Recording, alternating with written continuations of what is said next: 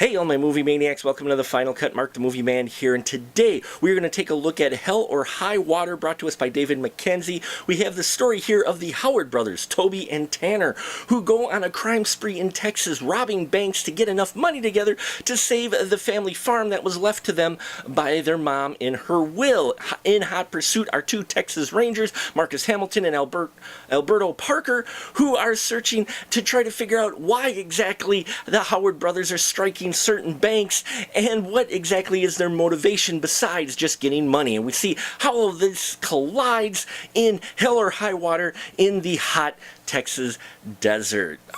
Hell or High Water has gotten a lot of hype from a lot of people, especially some of my movie watching friends, and so I went into it with a bit of a high expectations. And let me tell you, one thing that stands out for me is the cinematography for this film. It captures the landscape and the feel of an area of Texas that's having a tough time financially, as well as the color palette that they choose really gives it this modern Western feel. A whole lot of browns and you know, dark and black colors, and just the color palette they chose I thought was interesting because it does have that older Western feel to it. Now, Tanner Howard is played by Ben Foster, and Chris Pine here plays the brother Toby, who is the more who's the less criminal of the two, if you will. And I loved Chris Pine's performance in here. Such a solid performance, shedding that Captain Kirk skin on there. You don't see him as Captain Kirk anymore. In this film, you see him as Toby Howard, and I like the chemistry between him and Ben Foster.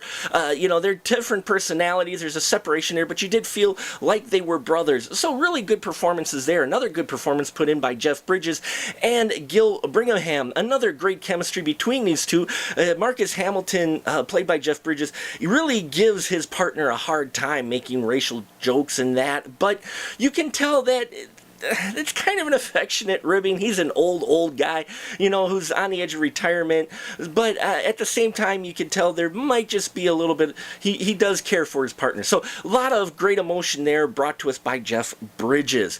Now, the problem that I had with this film is that I wasn't blown away by it. I thought it was a good film, a solid film, don't get me wrong, but I thought it was very predictable. I predicted most of it within the first 10 minutes of the film, exactly how things were going to play out, and it felt like it was trying to almost be like a Coen Brothers film, but not quite reaching it there. For me, again, a solid performances, great cinematography and all of that, but for me, I wasn't blown away by it. I felt like we had hit many of these beats in this story before, and this was a territory that's been tread upon before. So, you know, for me, it took a little bit away from me, but overall, I still think I got my money's worth, and I think you should see this on the big screen. I give Hell or High Water 3 3/4 stubs. Not quite 4, but still a solid film, especially if you like modern westerns, if you like Chris Pine or Jeff Bridges. It's a good, solid story that is worth your time. So that'll about do it for us here at the Final Cut. Thank you so much for watching. Please hit subscribe if you haven't yet. I'd love to get your support. Thank you so much for watching, and until next time, keep that ticket stub.